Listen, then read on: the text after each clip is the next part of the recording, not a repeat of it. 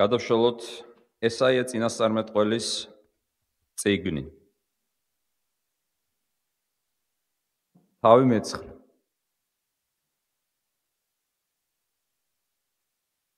კითხულობთ პირველ 7 მუხლს.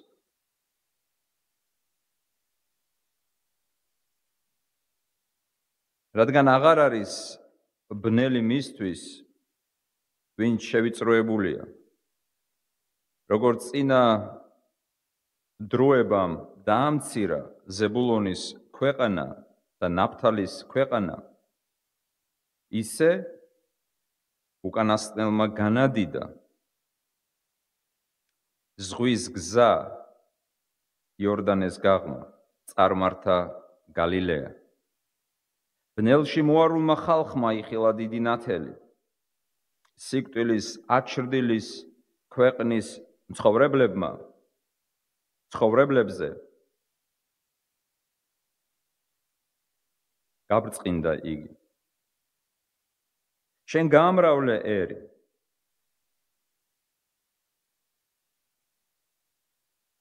გაუძლიერე მას მხიარულება.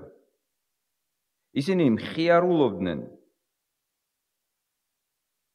შენს წინაშე, როგორც მხიარულობენ მოსავლის აღებისას, როგორც ილხენენ ნადავლის გაყოფისას, რადგან უღელი მისი ტანჯვისა, არგანი მისი მხრებისა და შოლტი მისი მჩაგვრელისა შენ შემუსრე, როგორც მიდიანის დღეს.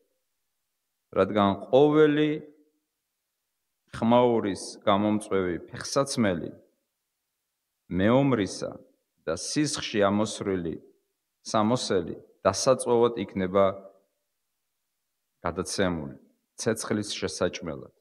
რადგან ვაჟი შეგვეძინა ჩვენ, ძე მოგვეცა და იქნება თავრობა ხელმწიფება მისი მხრებზე და უწოდებენ მას სახელად საკვირველ მრჩეველს, ძლიერ ღმერთს, საუკუნო მამას, მთავარს მშვიდობისა, რათა იზარდოს თავრობამ და მშვიდობამ დაუსრულებლად დავითის ტახტზე და მის სამეფოზე, რათა გაამყაროს და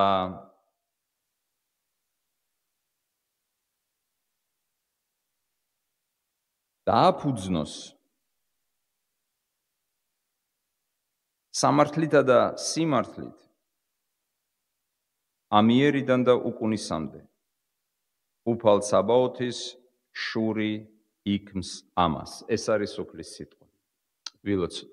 ღმერთო, მადლობა შენი სიტყვისთვის, რომელშიც გვაქვს გამოცხადება შენი ნებისა, შენი სულიწმინდის მადლით. გაგვიცხადე შენი ნება შენ სიტყვაში. მოგვანიჭე, რათა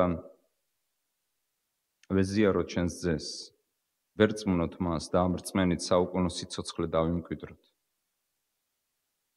იესო ქრისტეს მიერ. ამინ.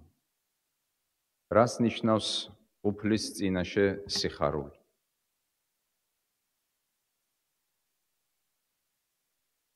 რა მნიშვნელობა ენიჭება სიხარულს უფლის წინაშე მორწმუნის ცხოვრებაში?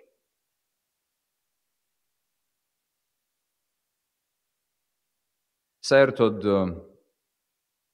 არის კი ის აუცილებელი ან რით არის გამოწვეული? მოდით განვიხილოთ სიხარული ჩვენ მიერ წაკითხული ტექსტიდან ესაიას მიხედვით. ესაია წინასწარმეტყველის მიხედვით.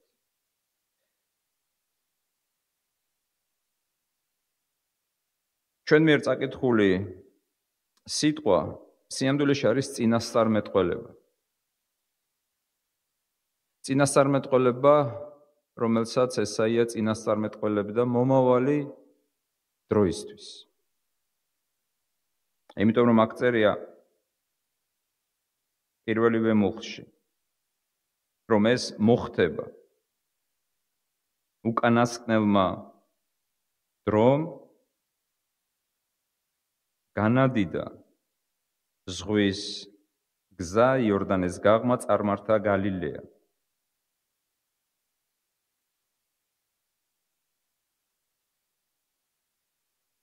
აქ წერია შედარება, როგორც წინა დროებამ დაამცირა, უკანასკნელი განადიდებს. რა თქმა უნდა, ლაპარაკია წინასწარმეტყველებაზე, ლაპარაკია მომავალ დროზე, მაგრამ რომელ დროზე? რომელ დროზე? დროზე, რომელიც დაკავშირებულია მესიის გამოჩენასთან. ვინაიდან ეს ძალიან ცნობილი სიტყვები ჩვენ ტექსტშია მოცემული. ამ სიტყვებს ყოველ შობაზე იხსენებენ, კითხულობენ, რადგან ვაჟი შეგვეძინა ჩვენ, ძე მოგვეცა და იქნება მისი და ასე შემდეგ. წინასწარმეტყველება ეკუთვნის უკანასკნელ დროს, ანუ იმ დროს, რომელშიც ჩვენ უკვე ვიმყოფებით. ჩვენ არაერთ გზის გვითქვამს იმის შესახებ, რომ უკანასკნელი დღეები უკვე დაიწყო. კი არ დადგება ოდესღაც მომავალში, არამედ უკვე დაიწყო. იესო ქრისტეს გამოჩენით. და ეს დღეები გაგრძელდება, ვიდრე ქრისტე კვლავ არ დაბრუნდება. ეს არის ბიბლიური ენა, უკანასკნელი დღეები, უკანასკნელი დრო. სიტყვებით რომ თქვათ, აქ არის ლაპარაკი ჩვენზე, აქ არის ლაპარაკი ჩვენ დროზე, უკანასკნელ დროზე. ესაიასთვის ჯერ ეს დრო არ იყო დამდგარი, მაგრამ ჩვენთვის უკვე დადგა. და რაზე ლაპარაკობს წინასწარმეტყველი? იმ სიხარულზე, რომლითაც ჩვენ უნდა ვხარობდეთ. პრაქტიკულად ეს ტექსტი მოგვიწოდებს ჩვენ გვაძლევს დარიგებას ამის შესახებ. ჩვენ უნდა ვხარობდეთ. მაგრამ რატომ უნდა ვხარობდეთ? რა არის ამ სიხარულის გამომწვევი მიზეზი? ვიდრე დავასახელებდეთ ამ მიზეზებს, რამოდენიმე სიტყვა ვთქვათ სიხარულზე. ყველა სიხარული კარგია და მისაღებია ღვთისათვის? რა თქმა უნდა არა. ხდება ხოლმე, როდესაც ადამიანებს უხარიათ თავიანთი ცუდი საქციელის გამო. განა ასეთი სიხარული ღვთისათვის მისაღები და სასიამოვნოა? წმინდა პავლე მოციქული მიმართავს ერთ-ერთ ეკლესიას, კორინთოს ეკლესიას და ამბობს, თქვენ უნდა გლოვობდეთ თქვენი საქმეების გამო, თქვენ კი გაამპარტავნდითო. შესაძლებელია თუ არა ერთდროულად ადამიანი ხარობდეს და ღვთის საწინააღმდეგოდ მოქმედებდეს, რა თქმა უნდა. დავფიქრდეთ ამაზე, ცოდვილი სიხარული, როცა ადამიანს უხარია გარკვეული წარმატება თავის ცოდვილ საქმეში. სიამდვილეში ეს ის სიხარული არ არის, რომელზეც ლაპარაკობს ესაია და საღვთო წერილი, რომელსაც ეწოდება სიხარული უფლის წინაშე. ალბათ ბევრმა იცის ზეპირად ნეემიას 8:10, სადაც ნეემია ეუბნება დაბრუნებულ ღვთის შვილებს თავის მიწაზე. ნუ დანაღვლიანდებით, ვინაიდან სიხარული უფლის წინაშე ძალაა თქვენი. მაგრამ როგორი სიხარული? უფლის წინაშე. სიხარულიც არის და სიხარულიც. სიხარული განსხვავდება სხვა სიხარულისგან. ალბათ უმრავლესობამ ზეპირად იცით წმინდა პავლე მოციქულის სიტყვები ფილიპელთა წერილში 4 მუხლში. გიხაროდეთ, კვლავ გეტყვით, გიხაროდეთ ოღონდ უფალში. რაზე ლაპარაკობს ნეემია და პავლე? რისკენ მოგვიწოდებს? სიხარულისკენ. მინდა გითხრათ, რომ 1972 წელს ცნობილმა ფსიქოლოგმა პოლ ეკმანმა ასეთი აღმოჩენა გააკეთა სიხარულის შესახებ. უпростоრედ კი ადამიანის ემოციების შესახებ და დაასახელა 6 ძირითადი უნივერსალური ემოცია, რომელიც ყველა ადამიანს გააჩნია, ყველა რელიგიის, ყველა კულტურის, ყველა წარმოშობის. 6 საბაზისო, 6 ძირითადი ემოცია. ყველა ადამიანს. შემდგომ მან დაუმატა კიდევ 1 და სულ გამოუვიდა 7, მაგრამ თავდაპირველად დაასახელა 6 ემოცია და ერთ-ერთი არის სიხარული, რომელიც ადამიანს გააჩნია. ყველას შეუძლია სიხარული, უნარი ნორმალურ პირობებში, მაგრამ ამ სიხარულზე ჩვენ არ ვლაპარაკობთ. იმ სიხარულზე, რომელთაც შეიძლება ხარობდეს ადამიანი, რომელიც ძალიან შორს იყოს ღვთისგან. აღარ ვიტყვი ცოდვილ სიხარულზე. ჩვენ ვლაპარაკობთ რაღაც სპეციფიკურ სიხარულზე, რომელიც სხვადასხვა მიზეზის გამო არის გამოწვეული და აღძრული. ნაწინასწარმეტყველები ესაიას მიერ. მინდა გითხრათ, რომ სიხარული ეს არის დადებითი ემოცია, ხომ ასეა? განსხვავებით წუხარებისგან, რისხვისგან, ესეც საბაზისო ემოციებია ეკმანის მიხედვით. რომელიც შეიძლება დიდხანს გაგრძელდეს, შეიძლება არ გაგრძელდეს დიდხანს. ადამიანს სჭირდება სიხარული ნებისმიერ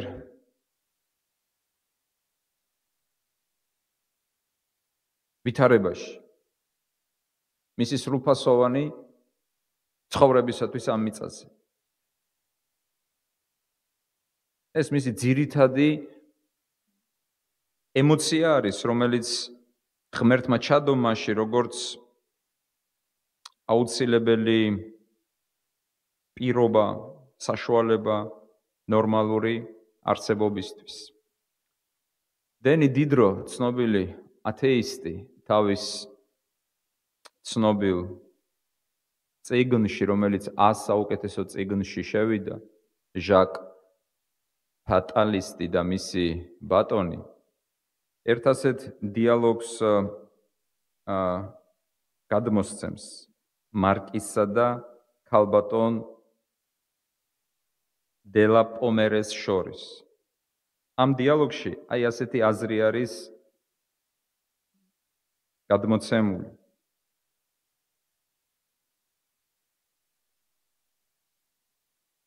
ვის არ აქვს გარკვეული ზომით, ან ვინ არ არის გარკვეული ზომით უბედური. და ეს ჩვენი ცხოვრება ძალიან პატარა არის მარადიულობასთან. აზრი ასეთია, რომ ყველა ადამიანს აქვს თავისი რაღაცა უბედურება. ზოგს რა და ზოგს რა. ვინ არ არისო გარკვეული ზომით, გარკვეული მოცულობით, ხარისხით უბედური. ანუ ვის არ გააჩნია ის, რისთვისაც შეიძლება ის იყოს დაღონებული. ამიტომაც ღმერთმა სასწაულებრივად ადამიანში ჩადო უნარი, უხაროდეს მას, რათა შეამსუბუქოს აი ეს უბედური ყოფა. ვის რა და ვის რა. მაგრამ ჩვენ ვლაპარაკობთ არა ბუნებრივ სიხარულზე, არა ცოდვილ სიხარულზე, არამედ რაღაც განსაკუთრებულ სიხარულზე, რომელიც საღვთო წერილში აი ასეთი სიტყვებით გამოიხატება: სიხარული უფლის წინაშე. იმიტომ რომ ნეემია და წმიდა პავლე ასეთ სიხარულზე ლაპარაკობს.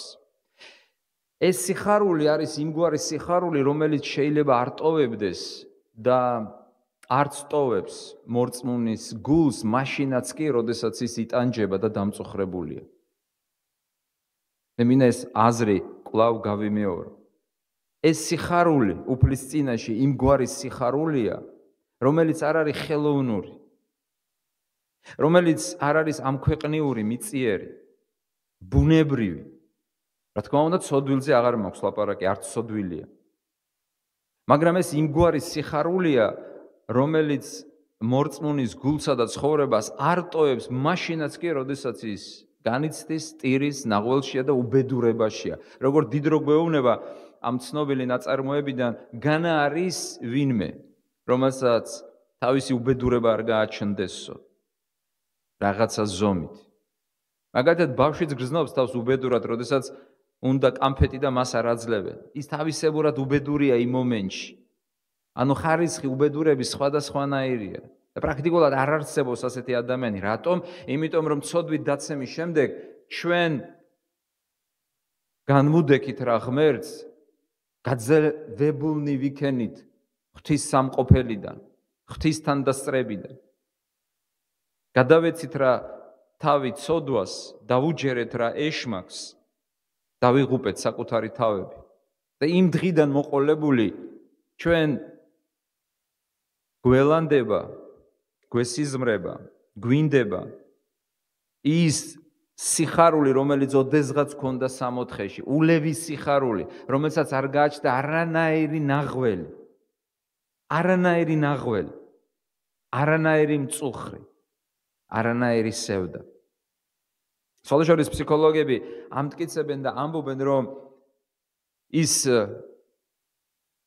გარკვეული სიხარული, რომელსაც განიცდის ადამიანი, ალბათ გარკვეული ასაკის დროს არის რაღაც გახსენება, ალუზია იმ ძველი სიხარულისა, რომელიც შეიძლება ადამიანს ოდესღაც გააჩნდა. რელიგიურად ეს არის სამოთხის სიხარული. რა თქმა უნდა, დარვინმა შემოგთავაზა თავისი განმარტება, საიდან წარმოიშვა სიხარული, როგორც ადამიანის ადაპტაციის უნარი გარემო სამყაროსთან, დაცვის უნარი, გამრავლების უნარი. მაგრამ ჩვენ ვლაპარაკობთ ახლა იმ სიხარულზე, რომელსაც იძლევა უფალი და აძლევს მორწმუნის გულს და ეს სიხარული ყოფილა ნეემიას სიტყვებით ძალა და სიმტკიცე მისი. ანუ ასულდგმულებს მას, ანეიტრალებს იმ უარყოფითს, რაც მასში შეიძლება იყოს ან წარმოიშვას. ცოდვის გამო მოდის მწუხარება, მაგრამ გადარჩენის გამო მოდის სიხარული. ხომ ასია ზოგადი ფორმულირების თანახმად.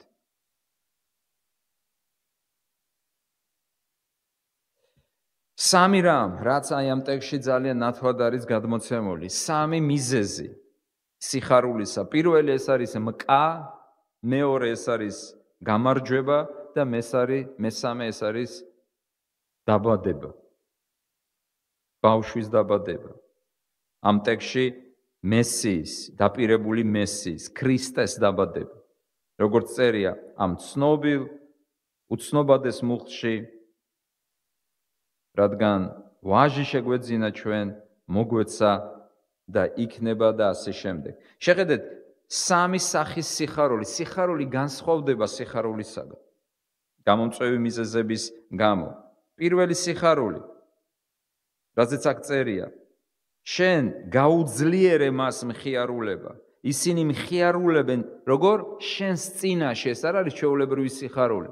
ესაა ეუბნება, შენს წინაშე მხიარულებენო, ვის წინაშე? ღვთის წინაშე. მესამე მუხლში,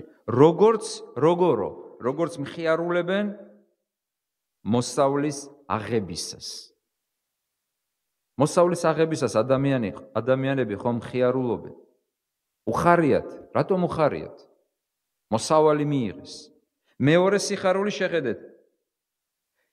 ისინი მხიარულებენ შენს წინაშე, როგორც ილხენენ ნადავლის გაყოფისას, რადგან უღელი მისი, ანუ მჩაგვრელის, ტირანის, უღელი მისი ტანჯვისა, არგანი მისი მხრებისა და შოლტი მისი მჩაგვრელისა შენ შემუსრე, ანუ გაანადგურე, როგორც მიდიამის დღეს. და რა თქმა უნდა, მესამე სიხარული, ბავშვის დაბადების სიხარული, ბავშვის დაბადება დიდი სიხარულია. და აქ ლაპარაკია მესიის დაბადებაზე. წარმოიდგინეთ, გთხოვთ ეს სამი სიხარული. მოსავალი, გამარჯვება, გათავისუფლება, ჩაგვრელისგან, მტერზე გამარჯვება და ბავშვის დაბადების სიხარული. სამი სიხარული არის ერთდროულად ამ ნაწყვეტში. ამიტომ უნდა გვიხაროდეს. არა იმიტომ, რომ ძირითადად ვიძახი, ბუნებრივად გვიხარია სხვა რამეებისთვისაც, მაგრამ თუ ამის გამო არ გვიხარია, მაშინ ხელში შეგვჭა სხვა სახის სიხარული. რომელსაც არ აქვს არც ფასი, არც მარადიული სულიერი მნიშვნელობა, რომელიც არის ბუნებრივი. ან შეიძლება ვხარობდეთ ცოდვილი სიხარულები.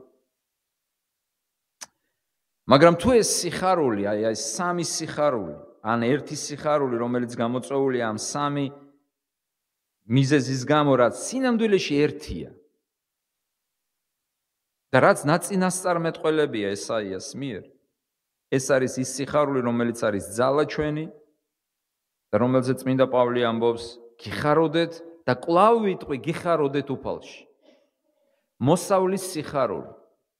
იესო ქრისტემ თქვა იოანეს სახარების მე-12 თავში, თუ მარცვალი ჩავარდნილი მიწაში, დავარდნილი მიწაზე არ მოკვდა, მარტო დარჩება. ის ლაპარაკობდა საკუთარ თავზე. მოდით მოусმინდეთ წმინდა იოანე ოქროპირს, როგორ განმარტავს ის მოსავლის სიხარულს. ის ამბობს, რომ როგორც მოსავლის დროს უხარიათ, რომ ყველაფერი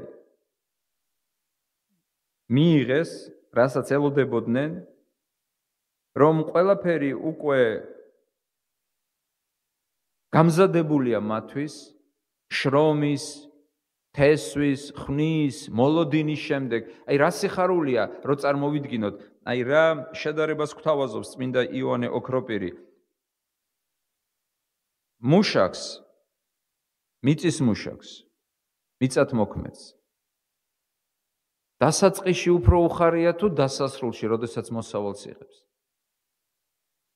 დასაწყისში ის შრომობს, განიცდის, ფიქრობს, იქნება უამინდობა იყოს, იქნება მე კი ვიმუშავე, მაგრამ იმისთან ამინდი მოვიდეს, ან წვიმა, ან ხვატი, ან კიდევ სხვა რამ სეტყვა გააფუჭროს ჩემი მოსავალი.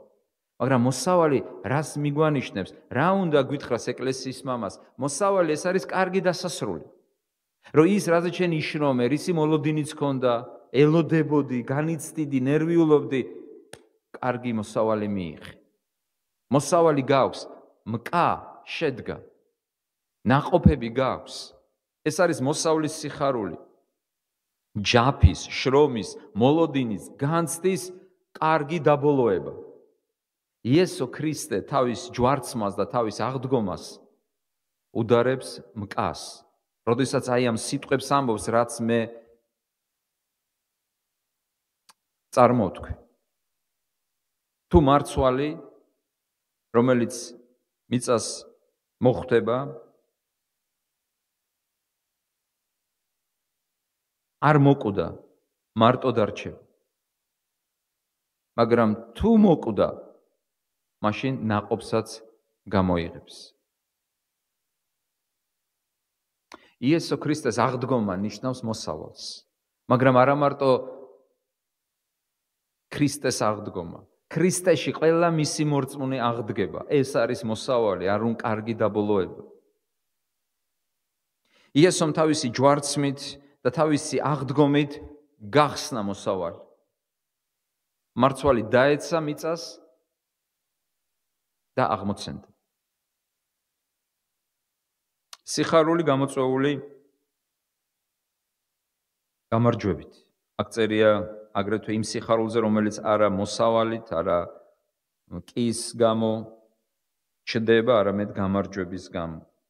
აქ წერია უღელი, არგანი, შოულტი, ყველაფერი შენ შემოწრე, როგორც მიდიამის დღეს. ვინ არის მიდიამი? რაზე მიუთითებდა ესაია? საჯულთა წიგნი მე-6 თავი. წაიგითხეთ პირველი 6 მუხლი და დაინახავთ რა გააკეთა მიდიამმა ღვთის ერის ცხოვრებაში. რა გააკეთა? ისინი თესდნენ და მკის დროს მოდიოდნენ და მთელ მოსავალს იღებდნენ. ადამიანებმა სახლები გაიკეთეს მიწის ქვეშ, კლდეების ქვეშ, იმალებოდნენ გამოქვაბულებში, ნაპრალებში. მოდიოდა უამრავი მტერი და აჩანაგებდა მთლიანად ღვთის ერს. საშინელი მდგომარეობა იყო. და ამის შესახებ საჯულთა წიგნში ვკითხულობ და ესაია სწორედ საჯულთა წიგნში ჩვენ გვამისამართებს და გვეუბნება, რომ აი როგორც მიდიამზე მოხდა გამარჯვება გედეონის დროსო, აი ასე მოხდება მომავალში, როდესაც მესია გამოჩნდებაო. დამძიმდა მიდიანის ხელი, ასე წერია, ისრაელზე დამძიმდა მიდიანის ხელზე. ისინი იკრიბებოდნენ გამოქვაბულებში, ნაპრალებში. დაგლახდა ისრაელი მეექვსე მოხლი მიდიანის გამო და შეღაღადეს ისრაელის ზედ უფალს. და როცა შეღაღადეს ისრაელის ზედ უფალს მიდიანის გამო, მოულინა უფალმა წინასწარმეტყველი და ასე შემდეგ. ესაია ჩვენ გვამისამართებს სწორედ ამ ისტორიასთან. რას ნიშნავს ეს ჩვენთვის დღეს? ჩვენთვის ეს ნიშნავს, როგორც წმინდა იონე ოქროპირი განმარტავს, რომ ქრისტეში, მისი ჯვარზე გამარჯვებით, ჩვენ თავისუფლდებით ჩაგვრისაგან. ჩვენ თავისუფლდებით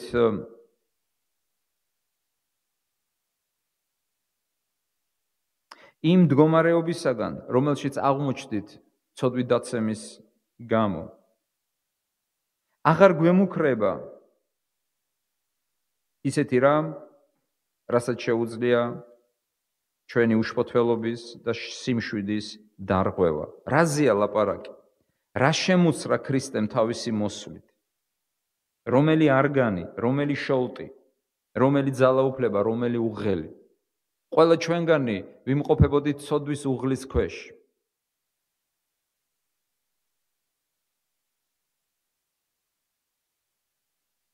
მე მესმის კარგად რომ ლაპარაკობ ისე რომ ძილს იწვევს ჩემი ლაპარაკით. ცოტაც დაგვრჩა და ვამთავრებ. გამიძელეთ.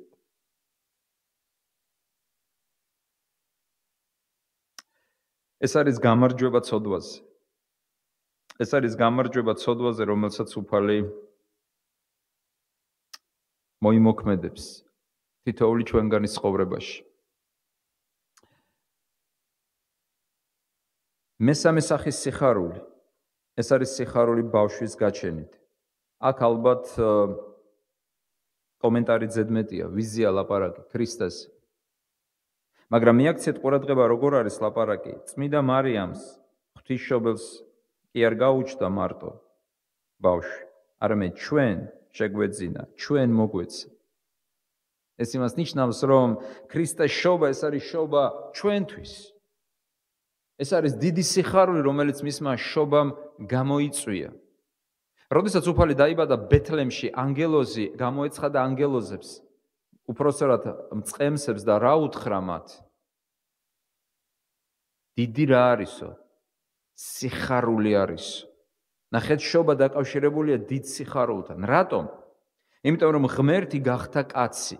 და როგორც ნეტარი ავგუსტინე ამბობს, არა ისე, რომ პრაქტიკულად ის ლაპარაკობს ისეთ სიტყვებს, რაც შემდგომ ქალკიდონმა თავის აღსარებაში ჩამოაყალიბა. არა ისე, რომ ღმერთი ცალკეა და კაცი ცალკეა ქრისტეში, არამედ ერთ პიროვნებაში ღმერთი გახდა ადამიანი, რაც დიდი საიდუმლოა ჩვენთვის. ის გაჩნდა და გამოჩნდა. და როგორც ანგელოზმა თქვა მის დაბადებაზე და გაჩენაზე, დიდი სიხარულია, რომელიც ყველა ადამიანს ეკუთვნის. და რა არის აი ეს სიხარული მისი გაჩენისა? რატომ შეიძლება ჩვენ გულებშიც გაჩნდეს ამგვარი სიხარული, რაც უკავშირდება მესიის გამოჩენას? ეს ჩაგვრელის კვერთხის შემოსრა, მოსავლის მიღება, აი ამ ესაიას წინასწარმეტყველებაში ბავშვის დაბადება, ეს ყველაფერი ხომ ქრისტეზეა.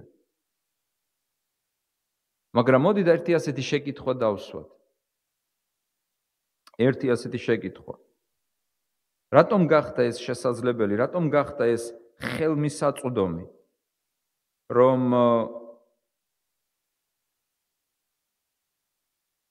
ამ ყრმის დაბადება, ამ ყრმის გამოჩენამ ჩვენში გამოიწვია დიდი სიხარული.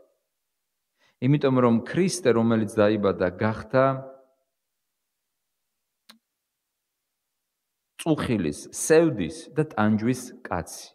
ესაია 53:3 იმავე წიგნში. წინასწარმეტყველი ამბობს, რომ უფალი გადაიქცა, ქართულ თანამედროვე თარგმანებში ყველგან წერია ტანჯული. ტანჯული. მაგრამ სინამდვილეში, რაც რა თქმა უნდა, სამართლიანია და კარგი თარგმანია. არავინ არ კამათობს. მაგრამ სინამდვილეში სიტყვა სიტყვით ებრაულში წერია არა ტანჯული, არამედ მწუხარებათა კაცი. მწუხარებათა კაცი. არა მწუხარების, არამედ მწუხარებათა. ზუსტად ასევეა გადათარგმნილი ვულგატაში. ვირუმ დოლორუმ. ასე გადათარგმნა ნეტარმა იერონიმემ. მწუხარებათა. დოლორ არის მწუხარება ლათინურში. მრავლობიჩი არის. ვირ ლათინურად კაცია. ვირუმ დოლორუმ. სხვა ბრუნვაშია ჩასმული.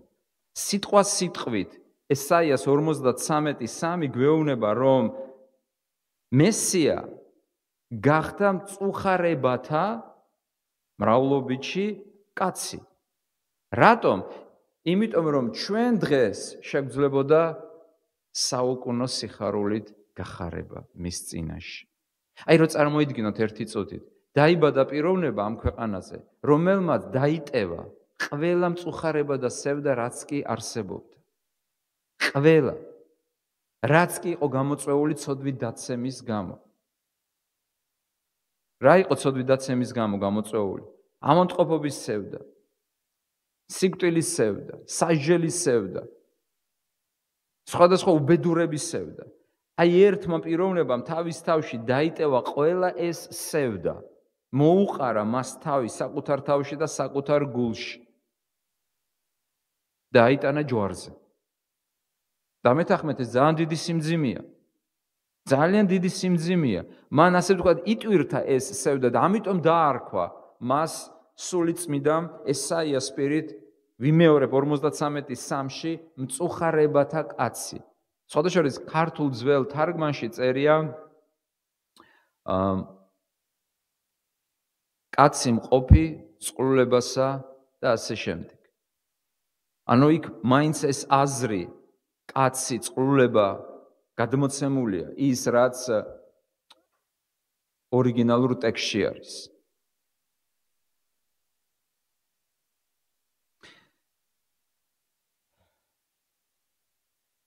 ჩვენ ერთწაკითხული ნაწყვეტი გვიცხადებს სამგვარ სიხარულს.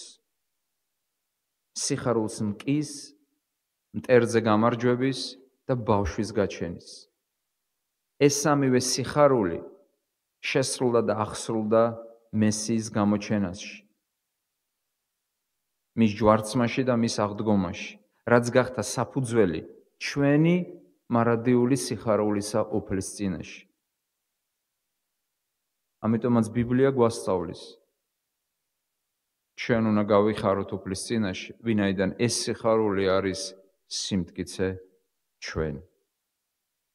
ამინ.